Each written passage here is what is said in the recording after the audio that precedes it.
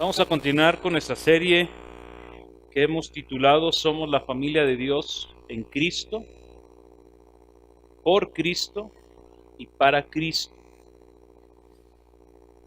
El domingo pasado estuvimos explorando un texto en la epístola de los Efesios, capítulo 2, versículo 11, y leímos una gran cantidad de texto o de versículos y solamente nos concentramos en los primeros. El día de hoy vamos a darle continuidad a la idea que el apóstol Pablo está presentando en esta sección de Efesios. El sermón pasado se tituló Somos la familia de Dios en Cristo.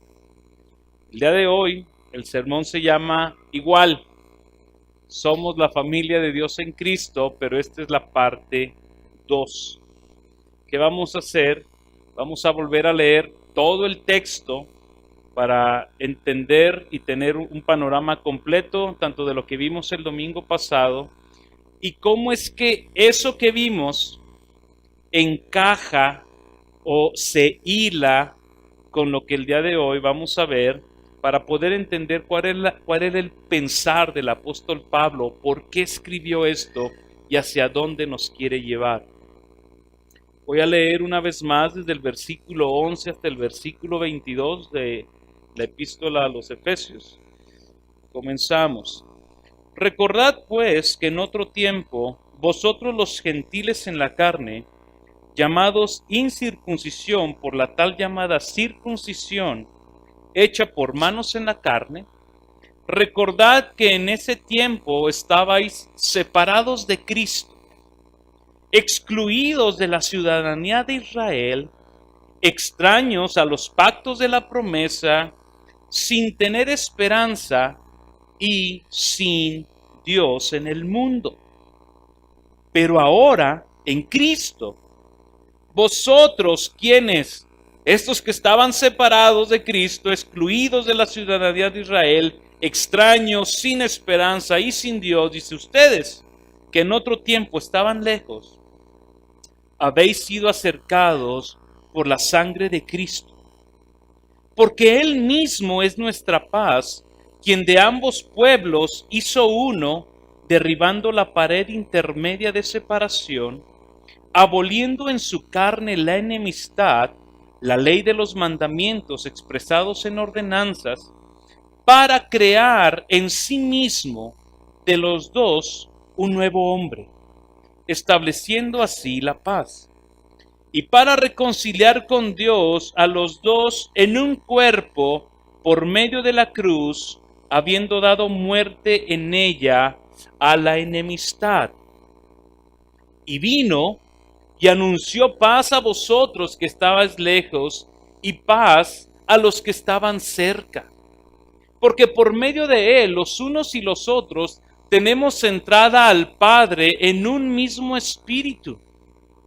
Así pues, ya no sois extraños ni extranjeros, sino que sois conciudadanos de los santos, y sois de la familia de Dios, edificados sobre el fundamento de los apóstoles y de los profetas, siendo Cristo Jesús mismo la piedra angular, en quien todo el edificio bien ajustado va creciendo para ser un templo santo en el Señor, y en quien también vosotros sois juntamente edificados para morada de Dios en el Espíritu.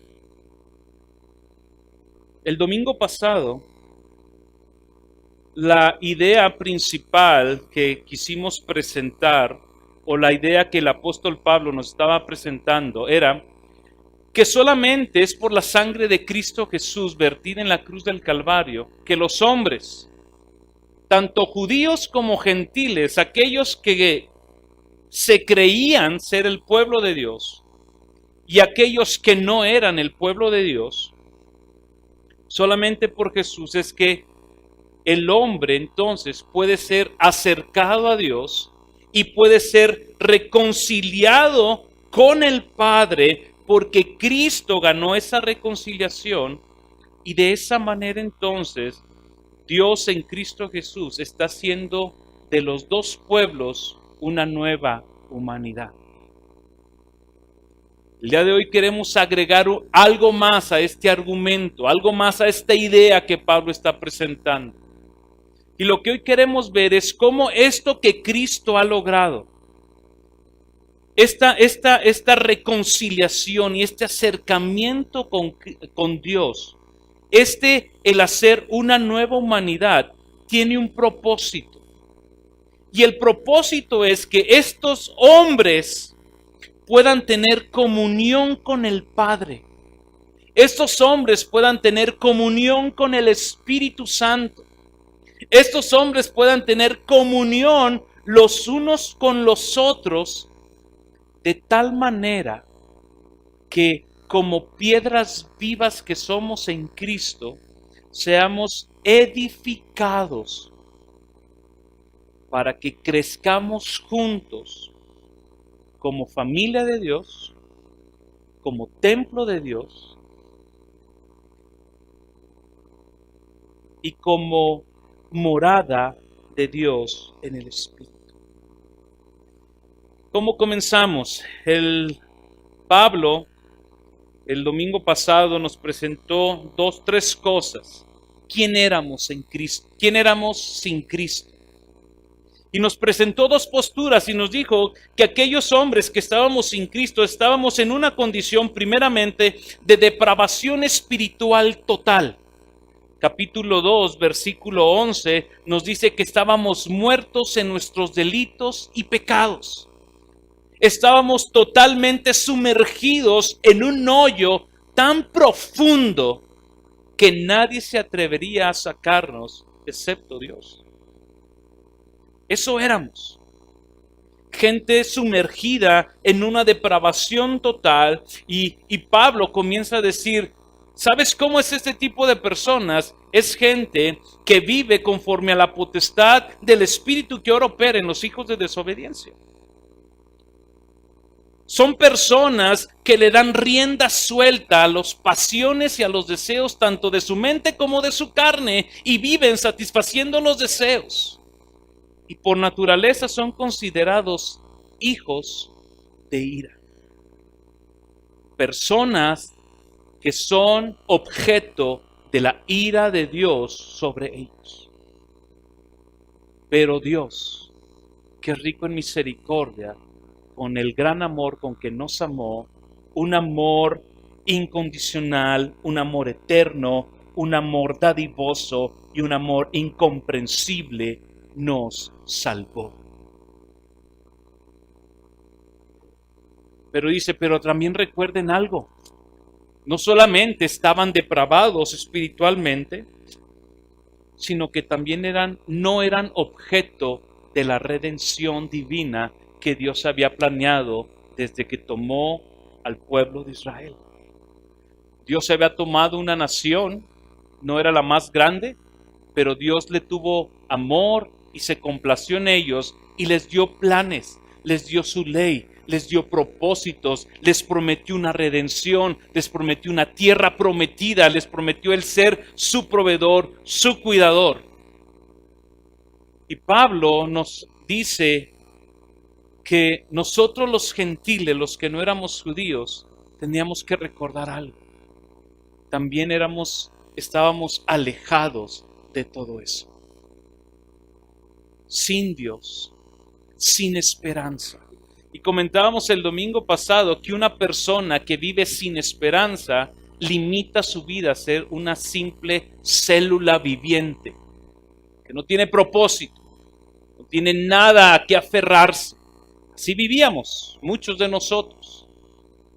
Y la mayor tristeza que le puede pasar a un hombre es como Pablo lo expresa en el versículo 12, sin Dios. Pero alguien puede decir, pero yo nunca he vivido sin Dios. Es más, yo todos los días me encomiendo a Dios. El detalle es que si tú no te acercas a Dios por Cristo Jesús, entonces no te estás acercando al Dios verdadero. Esta gente de Éfeso Si ustedes recuerdan en el libro de Hechos, era gente que vivía adorando a la diosa Diana. Grande, es más, hasta hubo un alboroto enorme ahí. Grande es la diosa Diana de los Efesios. Y Pablo les escribe a esta gente: ustedes están sin Dios. Porque esos dioses que levantamos en nuestro diario vivir, dice Pablo, eran dioses falsos. Cuando nos presenta estas dos posturas, una vez más vuelve a incluir la gracia y la misericordia de Dios y dice: pero ahora en Cristo, ustedes que estaban lejos, ha pasado algo.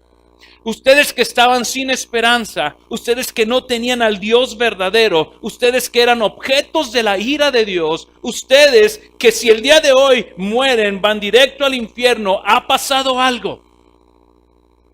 Cristo ha hecho algo en ustedes. Dios por medio de Cristo ha hecho algo en ustedes. Lo primero que nos dice Pablo es que Cristo Jesús murió en la cruz.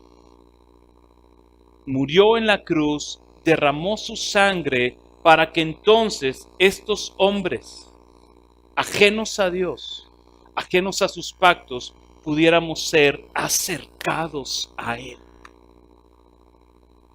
Y no solamente fuéramos acercados a Él, sino que nos reconcilió con el Padre.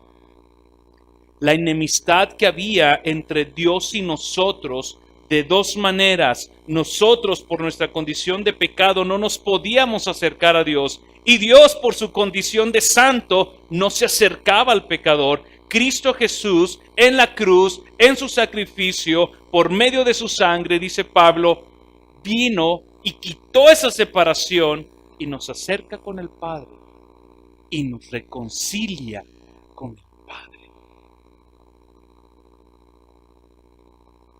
¿Hacia dónde nos estaba llevando Pablo? Pablo nos estaba llevando a que pensáramos de esta manera.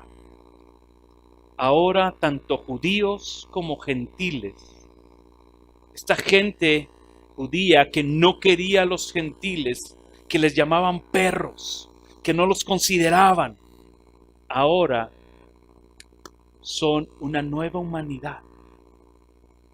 Lo que Pablo enseñó en los versículos del 14 al 15, cuando él dice que Cristo mismo estaba creando en sí mismo de los dos un nuevo hombre, y así estableciendo entonces la paz. Pablo nos está enseñando que tú y yo hemos sido salvados individualmente para formar parte de una comunidad. El individualismo, mi hermano, ha permeado el diseño bíblico del cristianismo en comunidad. Lo voy a volver a repetir. Dios nos salvó individualmente para colocarnos en una comunidad. Pero nuestro individualismo, nuestras ganas de vivir apartados de la iglesia, nuestras ganas de querer vivir en soledad, ha permeado, ha hecho que el diseño bíblico del cristianismo en comunidad se vea afectado.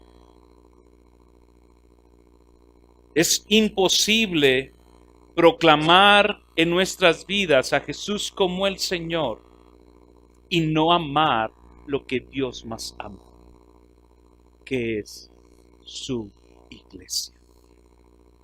Es algo terrible proclamar con nuestras voces que amamos al Señor y en la práctica tener un desprecio, menosprecio hacia lo que Dios más ama, que es su iglesia.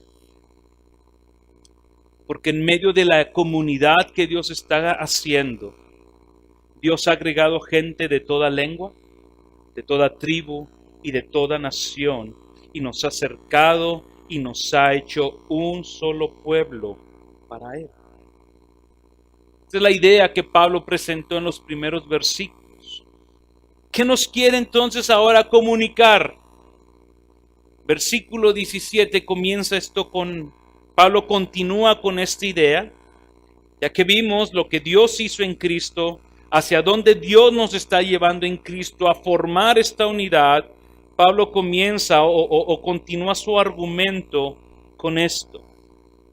Y vino y anunció paz a vosotros que estabais lejos y paz a los que estaban cerca. ¿Qué quiere decir Pablo? ¿Por qué Pablo, después de presentarnos estas verdades, nos comienza y pone en medio, dice, y él vino y anunció paz? Porque no solamente Cristo, mi hermano, en la cruz del Calvario nos salvó, no solamente en la cruz del Calvario nos reconcilió con el Padre, sino lo que Pablo nos está llevando es que veamos a Cristo de una manera más gloriosa y más grande. Dice, no solamente le salvó en la cruz, no solamente dio su vida, sino que Él mismo, Cristo mismo, vino y te anunció a ti que estabas lejos paz, y a los que estaban cerca paz. No solamente, dice Pablo, vino a salvarnos en la cruz, sino que Pablo nos lleva a ver a Cristo Jesús como el portador del mensaje de paz, pero asimismo siendo Él el mensaje de paz que los hombres necesitan escuchar. Ve cómo él mismo lo cita en el versículo 14. Dice, porque Él mismo es nuestra paz. El mensaje de paz anunciado por Pedro a los gentiles fue el siguiente.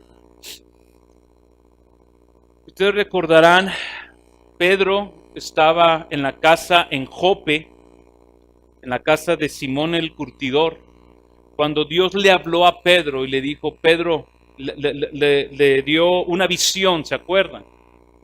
Pedro dijo, Señor, nunca he comido nada de eso. Dios estaba preparando a Pedro para llevarlo con Cornelio. Cuando Pedro llega con Cornelio, las primeras palabras que Pedro le dijo a Cornelio es, ustedes saben que yo no debería de estar aquí, que yo no puedo juntarme con alguien que no sea judío, pero Dios me ha dado un entendimiento de que yo no puedo llamar inmundo algo que Él ha limpiado. Y Cornelio le dice, nosotros mandamos por ti, Pedro, porque necesitamos escuchar unas palabras, no sabemos qué. Se me apareció un ángel y me dijo, manda por Pedro, está en Jope, en la casa de Simón el curtidor, porque necesitas escuchar algo. Y las palabras que salieron del apóstol Pedro a Cornelio fueron las siguientes. En Hechos 10:34. Entonces Pedro, abriendo su boca, le dijo, ciertamente ahora entiendo que Dios no hace acepción de personas, sino que en toda nación el que le teme y hace lo justo le es acepto. El mensaje que Dios Padre envió a los hijos de Israel es el siguiente: predicar la paz por medio de Jesucristo, porque Él es el Señor de todos. Cristo Jesús, dice Pablo a los Efesios, fue Cristo mismo, fue el Señor mismo quien vino a anunciarles el Evangelio. Pero alguien puede decir, Cristian, en los Evangelios Jesús nunca salió de Jerusalén. ¿Cómo es que entonces Pablo dice que Cristo mismo fue quien anunció el Evangelio a los de Éfeso? ¿Cómo lo hizo? Por medio de la iglesia, por medio de los apóstoles, por medio de aquellos hombres que recibieron el Evangelio, que aceptaron el Evangelio y fueron a proclamar el Evangelio hasta Éfeso. Fue por medio de la predicación del Evangelio, de los apóstoles, que el Evangelio llegó hasta Éfeso. Pero Pablo dice, pero fue Jesús mismo quien vino a predicarles el Evangelio. Cuando nosotros revisamos la historia en los evangelios, y dice Pablo, él anunció paz a quienes, aquellos que estaban lejos y aquellos que estaban cerca. Los judíos, vimos el contexto, lo vimos en Romanos, ellos tenían un orgullo. Nosotros somos los hijos de Abraham. Nosotros tenemos la circuncisión, de nosotros son los pactos, de nuestro linaje viene el Mesías. Pablo les dice, recuerden que la circuncisión real no es la que se hace en la carne, sino la que se hace en el corazón. Fue por eso que entonces Dios Padre tuvo que enviar a su Hijo Jesucristo, y un día en Belén, cuando Jesús estaba naciendo, ángeles se aparecieron a unos pastorcillos, ustedes recordarán el texto, y la proclamación que estos ángeles hicieron a los pastores que estaban ahí, dijeron, gloria en las alturas y en la tierra paz a los hombres, porque les ha nacido un Salvador. Estaba Dios Padre enviando a Jesús a predicar paz a los que estaban cerca. Paz a aquellos hombres que estaban ahí, ¿verdad?, esperando al Mesías. Y nosotros vemos todo el ministerio de Jesús enfocado ahí en Jerusalén. Es más, nosotros encontramos pasajes a mejor algo fuertes y extraños cuando vemos que Jesús les dijo, cuando manda a sus discípulos, les dice, no entren a la casa de los gentiles. Vayan y enfóquense solamente en las ovejas perdidas de la casa de Israel. Estaba Jesús ahí, predicando paz a los que estaban cerca. Aquellos a los cuales Dios había traído hacia sí. Pero también estaba anunciando paz a los que estaban lejos. Cuando Cristo Jesús resucita de entre los muertos y está con sus 12 discípulos, les dio una orden. Vayan por todo el mundo enseñando el Evangelio. Vayan y anuncien a todo el mundo que en mí hay paz. Lo glorioso es ver, mi hermano, que cada vez que el Evangelio es proclamado, que cada vez que el Evangelio es anunciado en todos lados, quien realmente está hablando a la vida de la gente es Dios mismo. Es Dios mismo hablando a la vida. Cuando anunciamos a Cristo, cuando anunciamos su obra de reconciliación en la cruz, es Cristo mismo el que está hablando y el que está proclamando, reconcíliense conmigo. Pablo entendió esto perfectamente cuando cita a los Corintios en la segunda carta, capítulo 5, versículo 20, cuando dice, nosotros solamente somos embajadores de Cristo, nosotros somos sus siervos, que nosotros estamos proclamándole a la gente, reconcíliese con Dios. Pero dice el texto, como si Dios rogara por medio de nosotros, reconciliados con Cristo.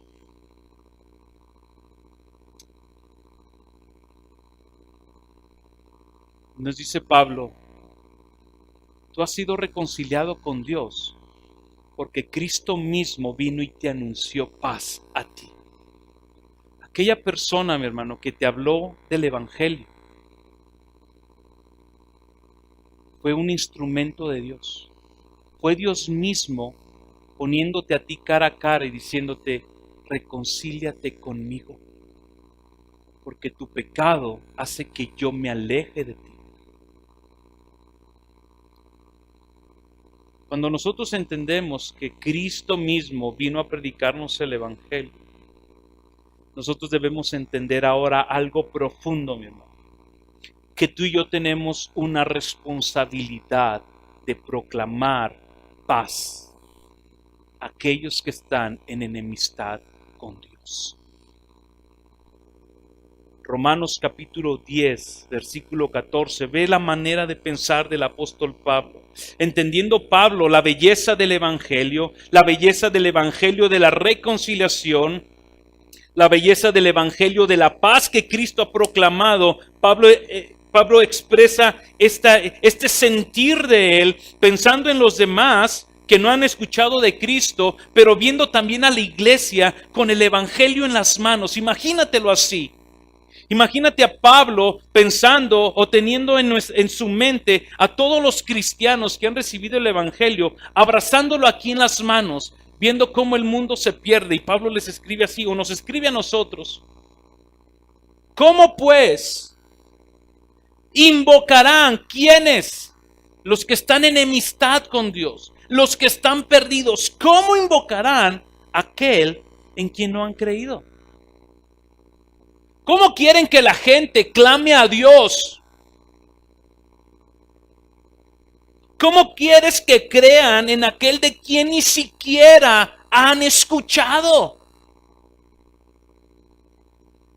¿Y cómo oirán sin haber quien les predique?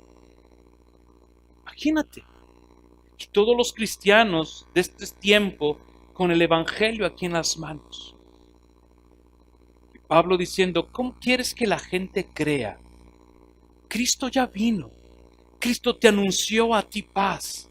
Cristo te dio a ti el ministerio de la reconciliación. Puso en tus manos lo más precioso que tiene, la vida de su Hijo Jesús.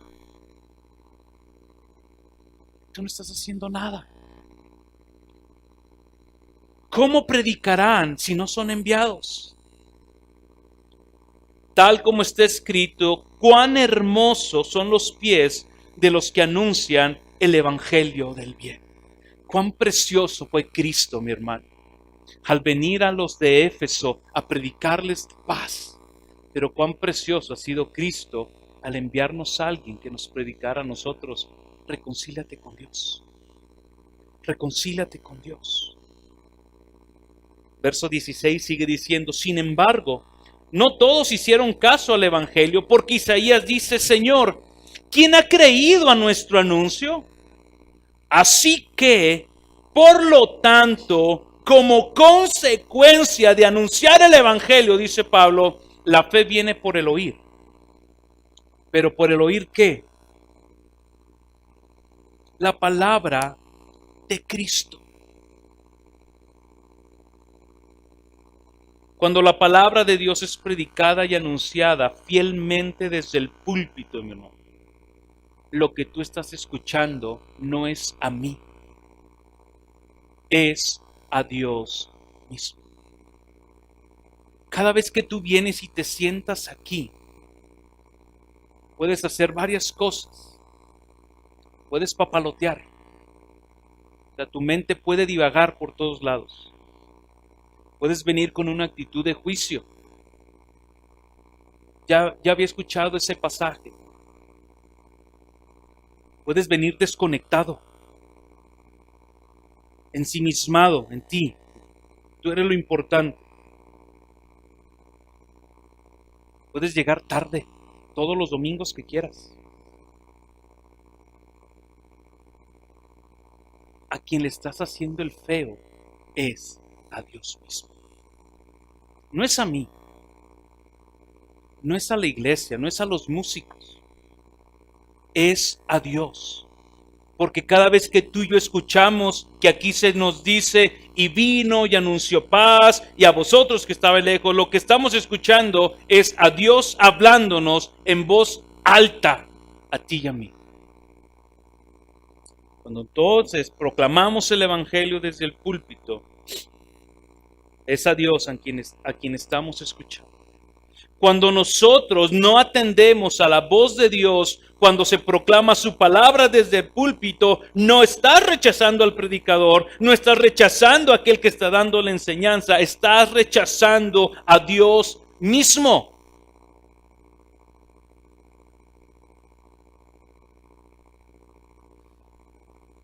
Y una pregunta que debemos de pensar: o hacernos es, ¿y por qué Cristo? ¿Por qué Cristo es el único que podía darnos paz? ¿Por qué Cristo? ¿Por qué no alguien más? ¿Por qué no una intercesora? ¿Por qué no otro hombre, otro santo? ¿Por qué nada más Cristo? Porque el profeta Isaías, en el capítulo 53, versículo 5, nos dice, porque Él, Cristo, fue herido por nuestras transgresiones, no hubo nadie más que sufriera por nuestras transgresiones, fue Cristo quien fue molido por nuestras iniquidades, no hubo más que muriera por tus iniquidades, por mis iniquidades, y dice, el castigo por nuestra paz cayó sobre Cristo. La ira de Dios cayó sobre Jesús. El abandono del Padre cayó sobre Jesús. Por eso es que Jesús es el único que nos puede dar paz. Continúa Pablo entonces con su argumento. Dice, Él vino y anunció paz. ¿Qué ganó Cristo con esta paz en nosotros? ¿Qué ganó Cristo al reconciliarnos? No solamente nos reconcilió, porque déjame decirte algo. De nada serviría en nuestra vida cristiana estar reconciliados con Dios si no podemos tener comunión con Dios. Nosotros podemos ser amigos. Tú puedes ser amigo y soy amigo de Julio.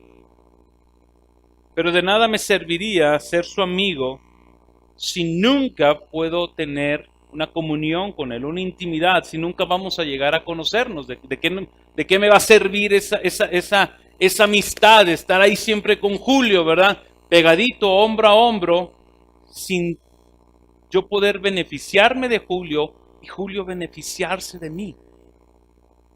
Lo que Pablo nos está diciendo ahora es, Dios en Cristo nos acercó a Él, nos reconcilió a Él, para que entonces nosotros podamos tener comunión con el Padre y comunión con el Espíritu Santo. Ve cómo lo dice, versículo 18, porque por medio de Él, ¿quién? Por medio de Cristo, los unos y los otros, los judíos y los gentiles, tenemos entrada al Padre en un mismo espíritu.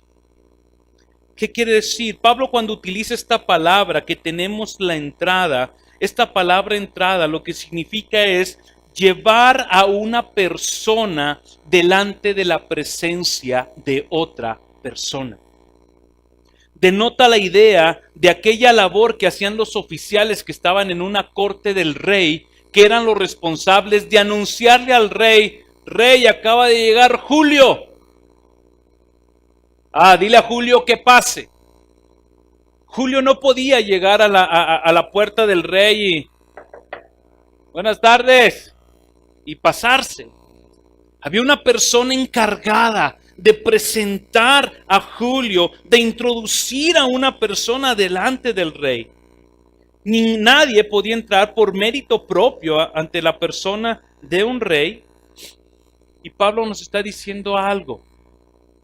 Cristo sirve a nosotros como esa persona que nos toma de la mano y nos lleva delante del Padre. Ya nos acercó a Él, ya nos reconcilió, pero ahora nos dice, quiero que lo conozcas. Quiero que tengas intimidad con Él. Cristo entonces, dice Pablo en el verso 18, a todos los hombres que han creído en Él, los introduce a la presencia del Padre, y es por eso que podemos entrar hasta su presencia. Es en ese llevarnos a la presencia del Padre, entonces que tú y yo podemos tener intimidad con Él. Es que tú y yo podemos decirle, Padre nuestro, y Él nos puede decir, aquí estoy. Es ese momento en donde nosotros podemos hablarle a Él y Él nos escucha y Él nos conoce por nombre y Él nos abraza y nos habla a nosotros también. Es donde el momento donde podemos escucharle hablar porque queremos amarle más, servirle más, adorarle más, agradarle más, honrarle más, temerle más. En ese momento de intimidad. Cuando fuimos unidos en Cristo, el Padre ahora nos ve y nos trata como ve y trata a Cristo Jesús. Así como el Padre tiene comunión con el Hijo con el Padre, el Espíritu Santo con el Hijo, el Espíritu Santo con el Padre, esa comunión donde se honran, donde se glorifican el uno al otro, donde se aman el uno al otro. Ahora tú y yo lo podemos hacer porque Cristo nos toma y nos lleva delante del Padre. Sin Cristo, tú y yo no podemos entrar a la presencia de Dios nunca. Con Cristo, tú puedes entrar cuantas veces quieras, cuantas veces te sea necesario. Puedes entrar a la presencia de Dios Padre. Y eso es algo glorioso. ¿Por qué? Ve cómo lo cita el autor de Hebreos, capítulo 4, versículo 14. Teniendo pues un gran sumo sacerdote. ¿Quién es este sumo sacerdote? Cristo Jesús, que trascendió los cielos, Jesús el Hijo de Dios. Retengamos nuestra fe. Versículo 16. Por tanto, como consecuencia de que tenemos un sumo sacerdote, acerquémonos ¿cómo? Confiadamente. ¿Cómo que confiada? Con esa confianza, confiando de que el Padre nos va a recibir, de que el Padre no nos va a voltear la espalda, de que el Padre no nos va a decir, ¿quién eres? No te conozco. En Cristo entramos con una confianza, decir, tú eres mi Dios. Y Él nos dice, yo soy tu Dios, tú eres mi Hijo. Pablo lo escribe de manera preciosa en Colosenses y dice, ustedes que conocen a Dios, bueno, que Dios los conoce a ustedes. ¿Por qué? Porque Cristo, mi hermano, te presentó delante del Padre. Cristo te presentó. Más adelante, ahí mismo en Hebreos, en el capítulo 10, el autor vuelve a reafirmar esta entrada que tenemos al Padre y dice, hermanos, puesto que tenemos confianza, fíjense una vez más la palabra confianza, tenemos confianza para entrar al lugar santísimo. ¿Cuál es el medio? La sangre de Jesús. Estoy en Hebreos capítulo 10, versículo 19.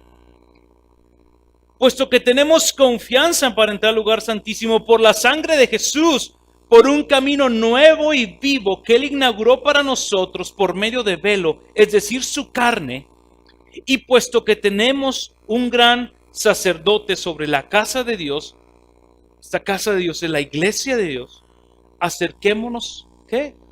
Con corazón. Quiero que veas algo, mi hermano. Quien está escribiendo estas palabras es Dios mismo.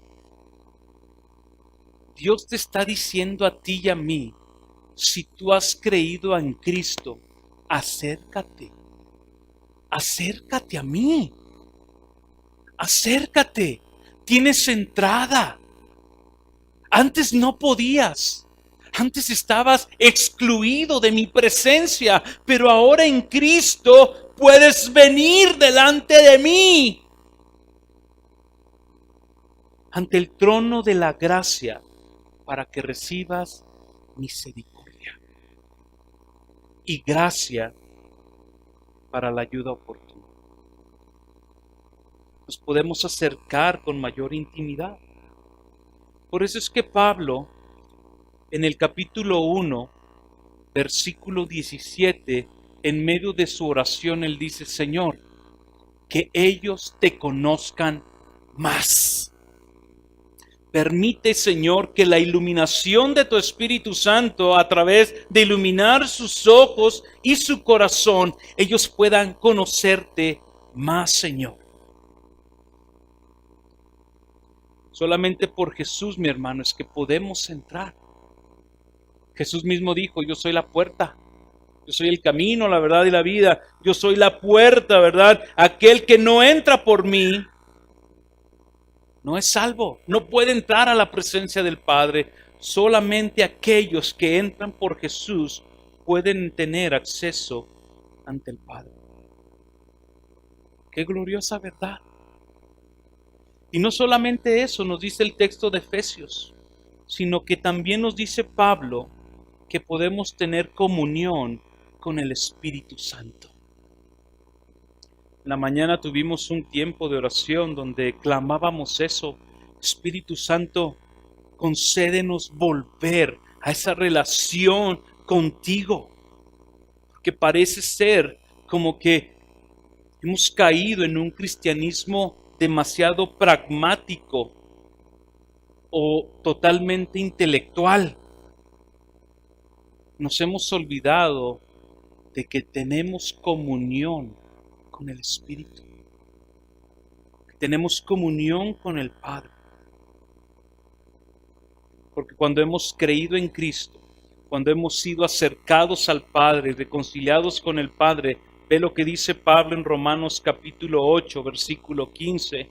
No hemos recibido un espíritu de esclavitud para volver otra vez al temor, sino que hemos recibido un espíritu de adopción como hijos, por el cual clamamos: Abba, Padre. El Espíritu mismo da testimonio a nuestro espíritu de que somos entonces hijos de Dios.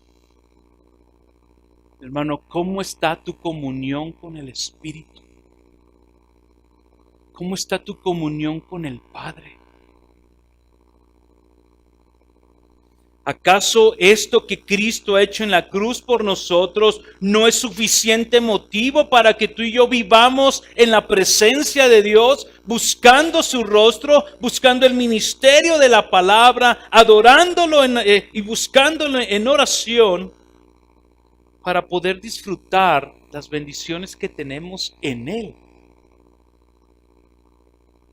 ¿No es suficiente lo que Cristo ha hecho? Hay una canción de Marcos Vidal que dice: ¿acaso tiene que morir otra vez por nuestras maldades para que podamos comprender lo que Él ha ganado por nosotros? Jesús vino y anunció paz para poder tener entrada al Padre, tener comunión con el Espíritu Santo. Y continúa en el versículo 19 de nuestro texto. Y parece ser que en esos 4 versículos Pablo comienza a presentar entonces una conclusión. Está trayendo a nuestras mentes y a sus lectores una conclusión de todo lo que he enseñado. El domingo pasado yo les dije: Dios nos está juntando a 2 pueblos para hacer una nueva humanidad. En los versículos 19 al 22, Pablo lo que nos quiere ahora dar a entender, es el propósito que Dios tiene en sí mismo para esta nueva humanidad. Hacia dónde Dios nos quiere llevar, o cuáles son los efectos, y así lo podemos decir, de que Él nos haya predicado a nosotros paz y de que ahora, tengamos comunión con el Padre y con el Espíritu. Decimos que es una conclusión porque comienza el versículo 19 así: así pues, por lo tanto, en consecuencia de todo lo que les acabo de enseñar, todo lo que les acabo de decir, sentados en los lugares celestiales en Cristo Jesús, han pasado de muerte a vida por la gracia de Cristo Jesús. Antes no eran ustedes nada, ahora ya están acercados a Cristo. Ustedes que estaban en enemistad, judíos y gentiles, ahora Cristo los ha unido. Por lo tanto, así que ya no sois extranjeros ni extraños. Ya no son personas que están separadas de Cristo, ya no son personas que están excluidas de la ciudadanía de Israel, ya no son personas que son extraños a los pactos de las promesas. Y lo más glorioso, ya no están sin esperanza. Ahora tienen a un Dios. Corrijo. Tienen al único Dios verdadero. Ya no son extraños, ya no son extranjeros, sino que ahora, ahí podríamos ponerle una hora, sois conciudadanos de los santos y sois de la familia de Dios. La primera cosa que Pablo nos quiere llevar a ver es que ahora tú y yo formamos parte de un reino que tiene un rey soberano, glorioso y que reina por sobre todas las cosas. Éramos ajenos a los pactos, ahora ya no somos ajenos. Ya somos ahora conciudadanos, somos parte de ese reino, no de un reino terrenal, sino de un reino celestial, gobernado no por hombres, sino donde Cristo Jesús es el creador y sustentador de todo lo que existe. Esto es la iglesia. Eso es la iglesia. La iglesia somos los conciudadanos de todos los santos, de toda la historia. Y nos dice ahí, por eso es que Pablo, cuando habla a los de Filipos, los de Filipos eran gente, era una colonia romana, si ustedes recuerdan en Hechos, era una colonia romana que cuando se les predicó el evangelio, ellos rechazaron el evangelio y dijeron, somos ciudadanos romanos y no nos es lícito aceptar estas cosas, Pablo.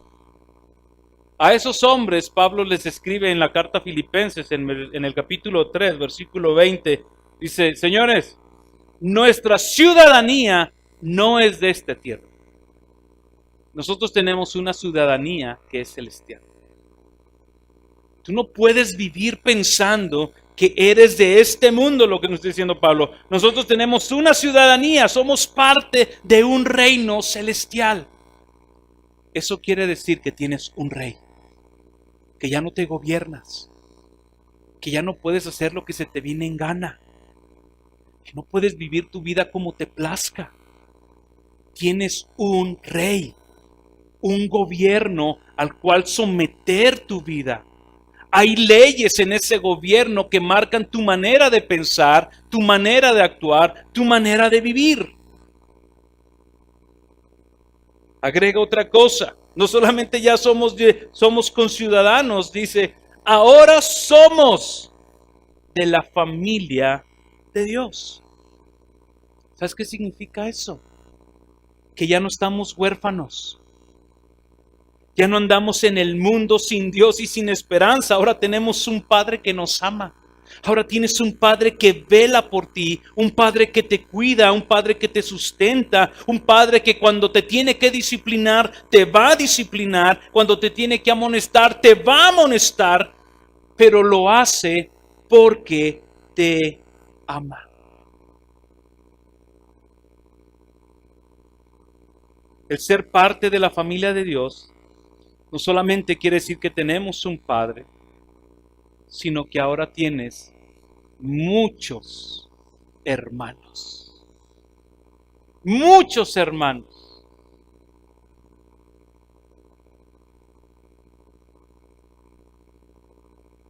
Pero, y hay un pero, como en toda familia, ¿verdad? Como en toda familia, hay de todo tipo de hermanos. De todo. Dice el dicho mexicano que en la viña del Señor hay de todo. Y hay otro pero. Pero, por muy difícil, por muy diferente que sean tus hermanos, no quiere decir que no debemos de tener comunión los unos con los otros. Muchas veces nosotros caemos en esta postura. Pues todos los que vienen en la iglesia son hijos de Dios. Eso esperamos y eso creemos y eso confiamos, ¿verdad? ¿Cuándo lo vamos a saber? Allá arriba, estamos en las bodas del Cordero. Les dice, como dijo un amigo, voy a estar sentado en la mesa, entrando a la mano derecha, ahí voy a estar. Vean cómo Dios nos ve. Primero de Juan capítulo 3, versículo 1. Dice, mirad cuán grande amor nos ha otorgado el Padre para que seamos llamados como hijos de Dios. Punto y coma.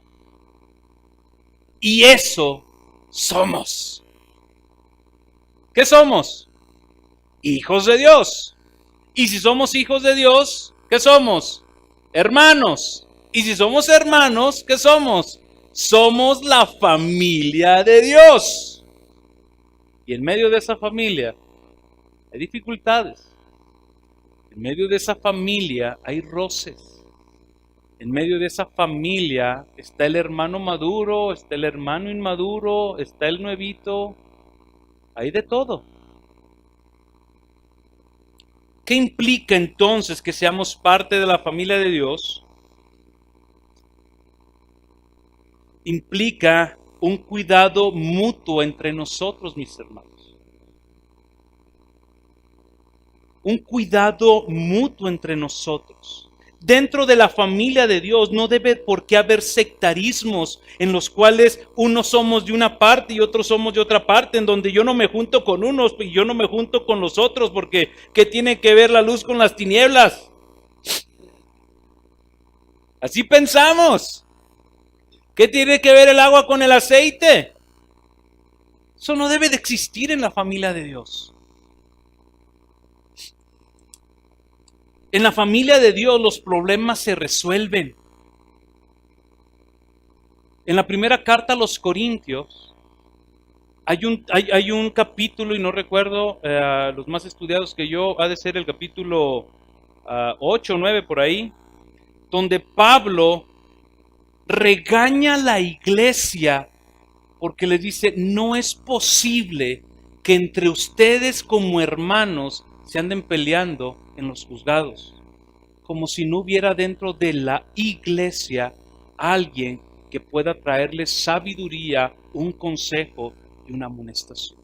¡Qué vergüenza!, dice Pablo. No dice vergüenza, pero tú lee todo el contexto. ¿Dónde dice en el texto, pastor? No dice vergüenza. Está implícito. Dirían en el curso, en los estudios de Filipenses, está implícito. No lo dice, pero está implícito. Los problemas, mi hermano, se resuelven en la iglesia.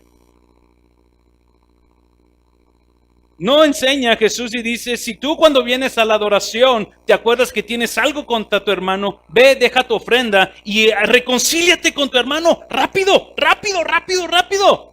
Después ya vienes y me adoras.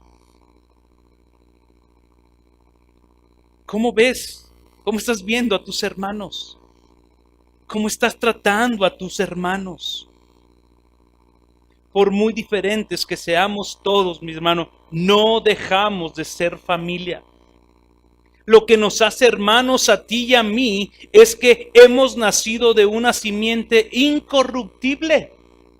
Lo que a ti y a mí nos une es Cristo, no nuestras preferencias, no si nos caemos bien, no si te gusta lo que yo como o no como. Si nos gusta, si tenemos los mismos gustos, nos une Cristo. Y eso nos hace hermanos.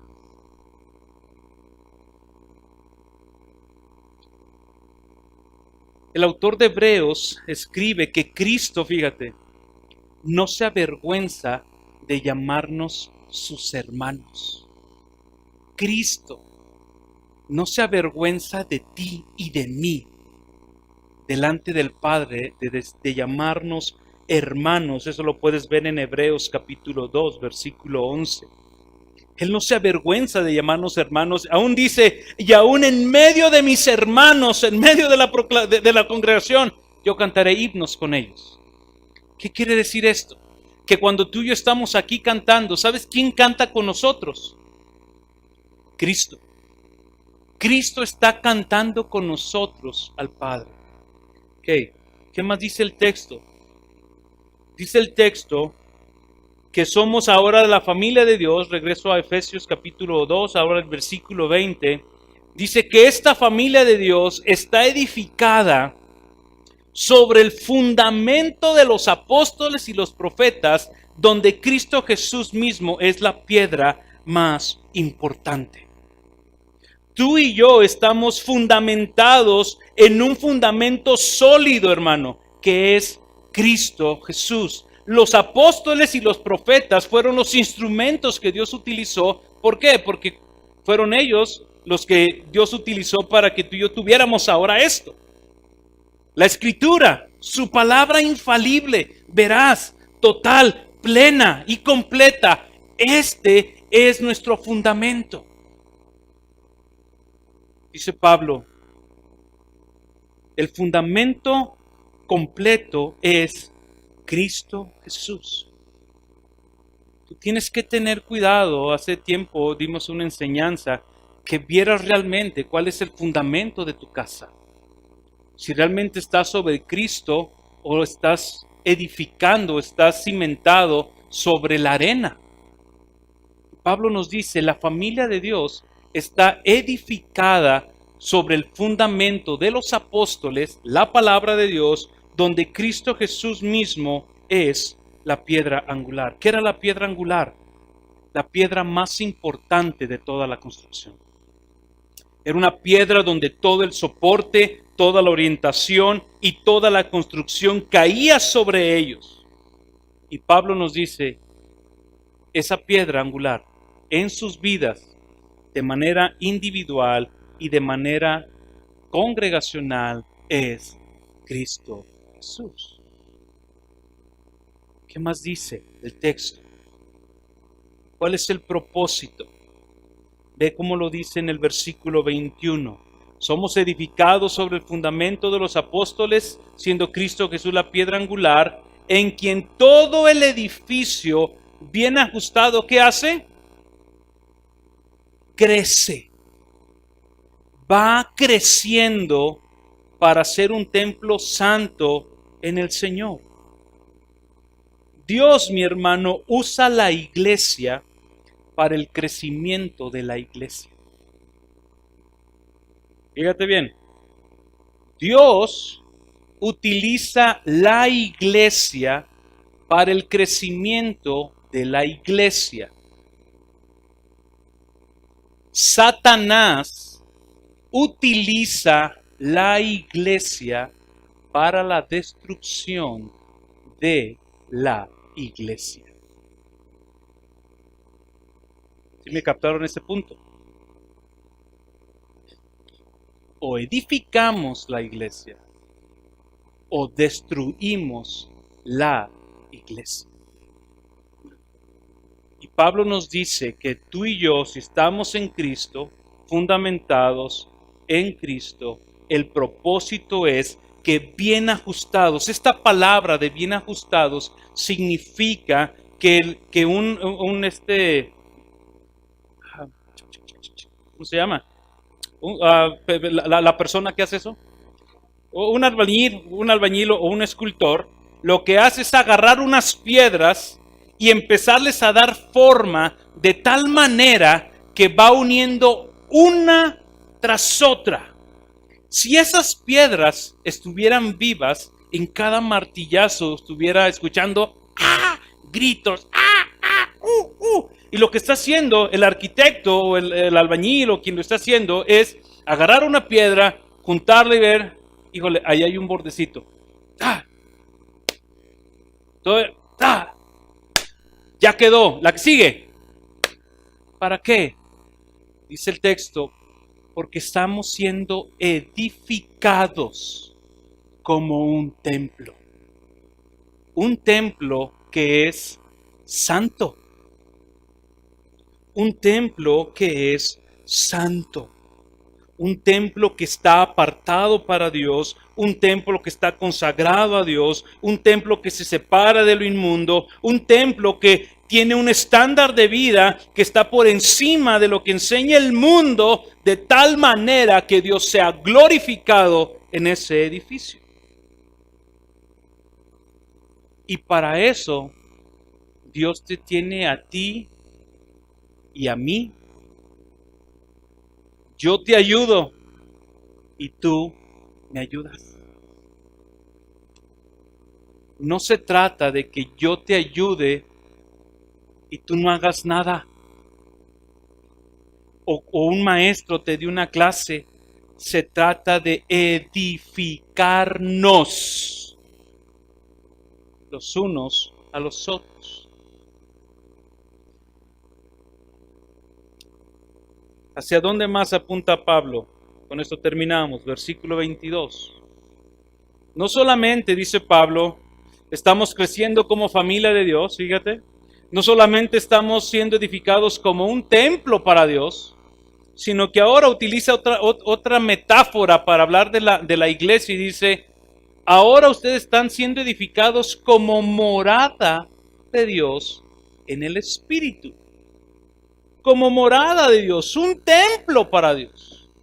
Un lugar donde la presencia de Dios viene a habitar. Un lugar donde Dios viene y se reúne con su pueblo. Un lugar donde Dios manifiesta su presencia activa en medio de ellos. Eso es lo que Dios está haciendo en Cristo con su iglesia, edificándola para que crezcan como familia de Dios, como templo de Dios y como morada de Dios en el Espíritu. Pero para eso, mi hermano, te necesitamos.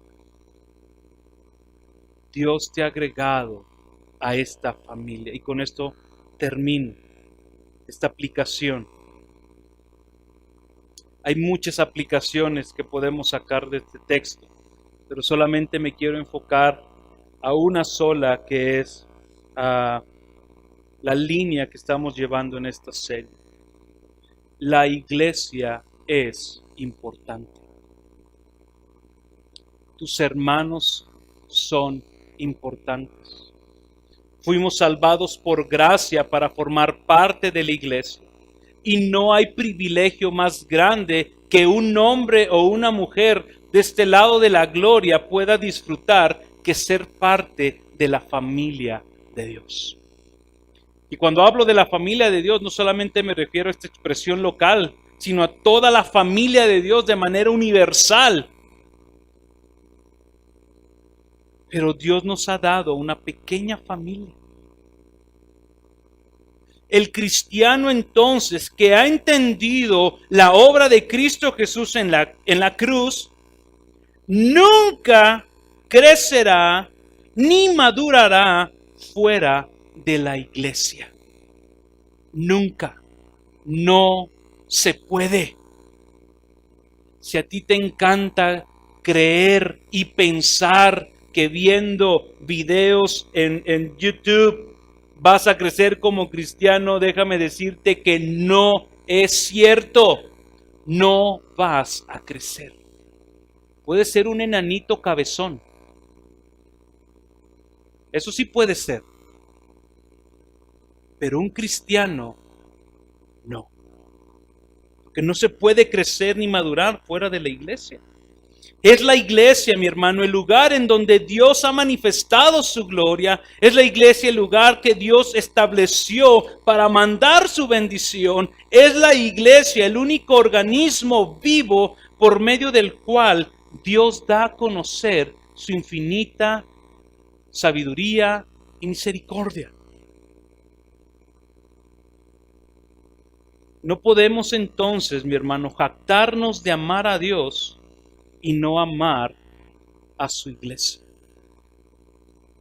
No se puede vivir la vida cristiana fuera de la iglesia. Quiero hacerte estas preguntas entonces. ¿Es la iglesia importante para ti? ¿Es la iglesia importante para ti? ¿Es esta iglesia importante para ti o vives más preocupado por lo que hacen otras iglesias y no tu iglesia? Es esta iglesia donde Dios te puso. ¿Amas la iglesia donde Dios te colocó? Y última pregunta. Si en todas respondiste que sí, ¿qué estás haciendo entonces tú para edificar la iglesia? Señor, te damos muchas gracias por tu palabra. Gracias, Padre, por acercarnos a ti. Gracias por perdonar nuestros pecados. Gracias por limpiarnos de nuestra maldad. Gracias por darnos de tu gracia salvadora. Y gracias por la iglesia. Gracias por esta hermosa familia, Señor, que nos has dado. Padre, ayúdanos a cambiar nuestro chip, nuestra manera de ver la iglesia. Padre, nos has puesto aquí a cada uno de nosotros porque quieres que crezcamos juntos, Señor. Tú estás edificándonos, Señor, como un templo. Nos estás construyendo, Señor, como una morada donde tu Espíritu Santo y tú habitas en nosotros. Nos has dado tu palabra, nos has dado el Evangelio. Señor, ayúdanos a entender la importancia que tiene la iglesia para nuestras vidas. La importancia que tiene la iglesia para la proclamación del Evangelio. La importancia que tiene, Señor, que como familia velemos los unos por los otros. Que donde haya pleitos, Señor, haya reconciliación. Que donde haya murmuración, Señor, cese la lengua, Señor, de hablar. Que donde haya divisiones, Señor, orgullo, donde haya rencores, Señor, sea quitado todo eso, Padre. Porque queremos ser instrumentos de edificación, Señor, no instrumentos en las manos del diablo para destruir la iglesia. Padre, enséñanos a amar lo que tú más amas. Enséñanos a valorar tu iglesia. Enséñanos a amarnos, Señor. Enséñanos a cuidarnos. Enséñanos, Padre, que nosotros haya la misma actitud que hubo en Cristo Jesús. Una actitud humilde, Señor, donde no vemos por nuestros intereses, sino que vemos por los intereses de la iglesia. Te lo pedimos, Señor. Y si tú es la primera vez que escuchas algo así, déjame decirte que la única manera que tú tienes para formar parte de la familia de Dios es yendo a Cristo Jesús en fe y en arrepentimiento para que tus pecados te sean perdonados y puedas ser acercado y reconciliado con Dios a tal punto que puedas decirle, Padre nuestro, y Él pueda responderte, aquí estoy, hijo mío. Tienes que ir a Jesús y decirle, Jesús, perdona mis pecados, perdona mi mala manera de vivir. He sido hostil toda mi vida hacia ti. pero hoy he entendido que sin ti estoy separado de Dios, que sin ti, Jesús, estoy alejado de tus promesas, que estoy viviendo sin esperanza en este mundo, que sin ti estoy sin el Dios verdadero. Hoy he entendido, Jesús, que solamente tú me puedes perdonar mis pecados. Límpiame, ven a mi corazón y sé tú mi Señor y sé tú mi Rey. Gracias por tu palabra. En Cristo Jesús nuestro Señor. Amén.